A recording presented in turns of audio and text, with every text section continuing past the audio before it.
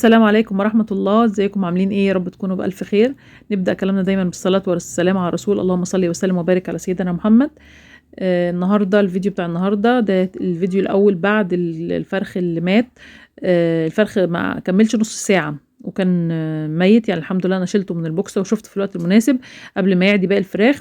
ولو ان هي مش عدوى فيروسية ولا تنفسية ولا اي حاجة، هو كل الحكاية ان التهوية ما كانتش كفاية في البوكسة. الحقيقة لما بيحصل اي مشكلة عندي مع الفراخ انا بقعد ادور المشكلة كانت فين. هم كانوا محتاجين تهوية زيادة لان هم كبروا، عمرهم 16 يوم. التهوية كانت محتاجة تزيد شوية. طبعا هم كانوا بردانين وكيشانين، فده اللي خلاني احس ان هم محتاجين دفى. مش هقول لكم ان انا قفلت فتحات التهويه خالص، لكن المربع اللي انا كنت عاملاه للتهويه كان قليل، كانوا محتاجين زياده شويه. هم هنا كانوا جعانين، حطيت لهم العلف ياكلوه، وكمان حطيت لهم مكون تاني علشان نعمل تماسك شويه للفضلات بتاعتهم، علشان انا لاحظت ان الفرخ اللي مات ده كان عنده سوء تهويه بسبب ان هو كان جسمه مزرق خالص، فده كان سوء تهويه، يعني السموم تمكنت منه. كمان كان في بعض الاسهالات، فانا قلت اما اعالج بقى بعض الاسهالات التانية علشان ما يبقاش فيه، ما نقعش في اي بقى دروبس تاني، ومش عايزين ندخل في القصص دي.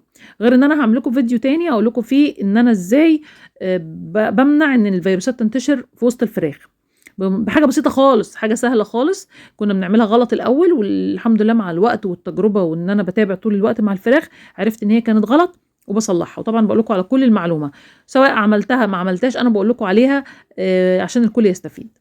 النهارده انا هحط لهم مكون تاني اللي هو النشا. انا قلت لكم ان انا هحط لهم النشا في الميه، ممكن يتحط على العلف برضو، بس انا بفضل ان هو يتحط في الميه احسن.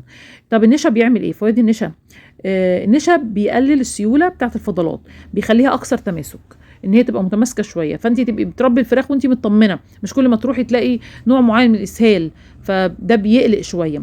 طبعا انا بحط مضاد سموم علشان انا ابتديت اغير العلف، فبحط لهم مضاد سموم. كمان النشا بيعمل ايه؟ بيعالج المشاكل المعويه عند الفراخ من عمر اسبوع لحد لما بيكبروا، تقدري تحطيه في اي وقت. بس طبعا انا ما بحطش نشا طول الوقت، يعني انا يوم بحط خل يوم بحط نشا، كل مره بعمل لهم حاجه مختلفه. مره حطيت لهم ينسون وكراويه قبل كده، ولسه هحط لهم سقوات تانية، هتابعوا معايا في الفيديوهات وهتشوفوها. طيب النشا بيعمل ايه تاني؟ النشا بيحسن صحه الامعاء، عشان بيعمل ان هو بيغذي البكتيريا النافعه في الامعاء، فده البكتيريا النافعه طبعا بتفيد الفراخ. كمان بيدعم صحه الجهاز الهضمي للفراخ، وبيعمل مصدر طاقه للفراخ، فكل ده مفيد قوي في النشا. بس طبعا انا ما بحطوش كل يوم، لما بيكون في اسهالات مختلفه قدامي بحطه 3 ايام ورا بعض لمده 8 ساعات. يعني مثلا لو حطيت لهم الصبح مضاد سموم، العصر باجي احط لهم النشا، بالليل بحط لهم مضاد سموم تاني، فماشيه النظام على كده.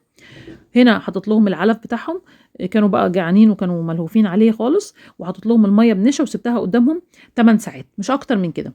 انا دايما بحط لهم طول النهار في السقايات الصغيره اللي هي نص لتر، الدواء بحطه على السقايه نص لتر، او اي سقوه بعملها، سواء سقوه شيح، سقوه شعير، سقوه ينسون، اي سقوه بعملها او نشا او اي حاجه بعملها على السقايه نص لتر علشان يخلصوها بسرعه. انا مش عايزه اسيبها مده طويله قدامهم، وعايزه كل الفراخ تستفيد منها، فبحطها لمده 8 ساعات على السقايه نص لتر. بس طبعا بزود لهم السقايات بالليل، لان انا بتاخر لما باجي لهم تاني يوم الصبح، يعني انا بحط لهم على الساعه 12 بالليل كده، ما باجي لهم تاني يوم 11 12 الظهر، فلازم احط سقايات كبيره وبحط علف بزياده وبسيبهم.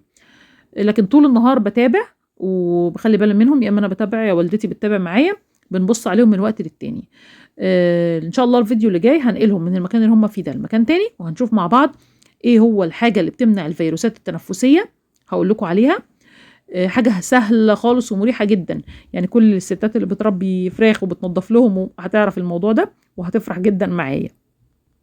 انا بكده خلصت فيديو النهارده، يا رب يكون فيه استفاده لكم من الفيديو ده ومن كل الفيديوهات اللي انا بعملها معاكم. يا ريت لو فيه استفاده تشجعوني بلايك وسبسكرايب، والسلام عليكم ورحمه الله وبركاته.